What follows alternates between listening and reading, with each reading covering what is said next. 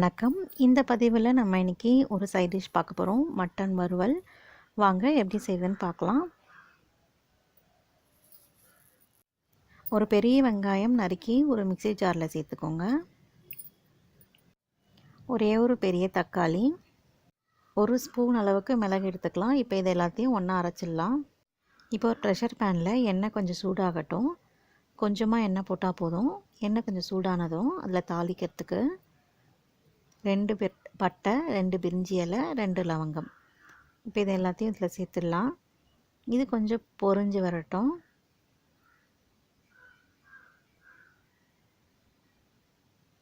இப்போ இதில் நம்ம இஞ்சி பூண்டு பேஸ்ட்டு சேர்த்துக்கலாம்.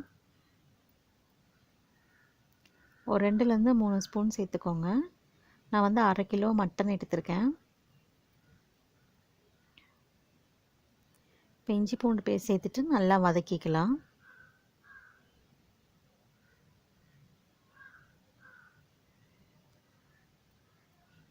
இந்த பச்சை வாசனை போகிற வரைக்கும் நம்ம நல்லா வதக்கிக்கணும் இதை.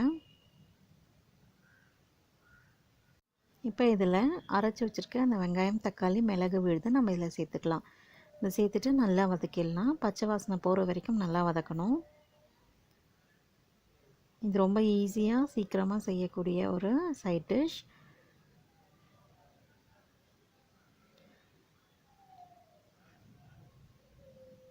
கொஞ்சம் நல்லா வதக்கிக்கலாம்.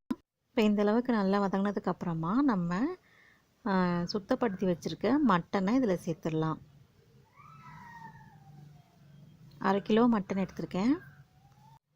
இதை நல்லா வதக்கி விட்டுக்கலாம். கொஞ்சம் இந்த மசாலாலாம் எல்லாத்தோடையும் எல்லா கறியோடையும் சேர்கிற மாதிரி நல்லா வதக்கிக்கலாம். அதுக்கப்புறம் நம்ம காரம் சேர்த்துக்கலாம். இதில் இந்த சூட்டில் கொஞ்சம் நல்லா வதக்கும் போது நல்லாயிருக்கும்.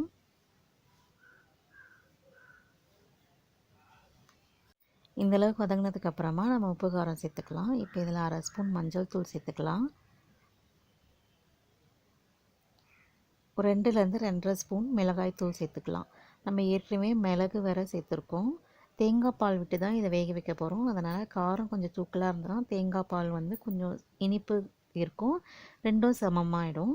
அதனால் ஒரு 2லேருந்து 2.5 ஸ்பூன் வரைக்கும் நான் மிளகாய் தூள் சேர்த்துருக்கேன். இது வந்து குழம்பு மிளகாய் தூள் தான். நீங்கள் வந்து வெறும் மிளகாய் தூள், தனியாத்தூள் சேர்க்குறதா இருந்தாலும் சேர்த்துக்கலாம். காரத்துக்கு ஏற்ற மாதிரி சேர்த்துக்கோங்க. இப்போ இதுக்கு தேவையான அளவு உப்பு சேர்த்துடலாம். உப்பு சேர்த்துட்டு நல்லா இது வந்து எண்ணெயில் இந்த மசாலாவை பிரட்டி விட்டுக்கலாம். இந்த மசாலா இந்த மாதிரி பிரட்டும் போது நல்ல ஒரு வாசனையாக இருக்கும்.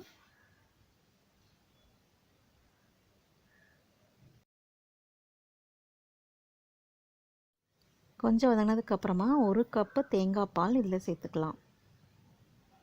இப்போ தேங்காய் பால் சேர்க்குறதுனால காரம் கொஞ்சம் முதல்லையே தூக்கலாக போட்டுக்கோங்க. இப்போ இதில் 1/2 டம்ளர் அளவுக்கு தண்ணி சேர்த்துட்டு நல்லா கலந்து விட்டுட்டு நீங்கள் உப்பு காரம் செக் பண்ணிக்கோங்க. இப்போ இதில் நம்ம ப்ரெஷர் போட்டு நல்லா ஒரு 6லேருந்து 7 விசில் வர வரைக்கும் நம்ம நல்லா வேக வைக்க போகிறோம்.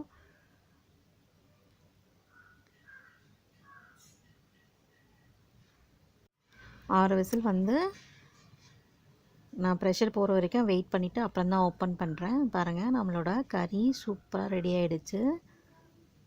இப்போ இதை நல்லா இதை கிளறி விட்டுட்டு நம்ம சிம்மில் வச்சு ஒரு 5 நிமிஷம் சிம்மில் வைக்க போகிறோம். அப்போ நம்ம கறி வறுவல் ரெடி ஆகிடும். இது ரொம்ப சூப்பராக இருக்கும். தேங்காய் பல்லினா நம்ம வேக வச்சுருக்கோம் கறி. இப்போ இதை 5 நிமிஷம் மூடி வச்சிடலாம். நல்லா சிம்மிலேயே வச்சுட்டு ஒரு 5 நிமிஷம் ப்ரெஷர்லாம் போட வேண்டாம், சும்மா மூடி மட்டும் போட்டு மூடி வச்சிட்டோம்னா நம்மளோட இப்போ கறி ரெடி ஆகிடும். நம்மளோட கறி வறுவல் ரெடி ஆகிடுச்சு. நீங்களும் இதே மாதிரி ட்ரை பண்ணி பார்த்துட்டு எப்படி வந்ததுன்னு சொல்லுங்கள். நன்றி.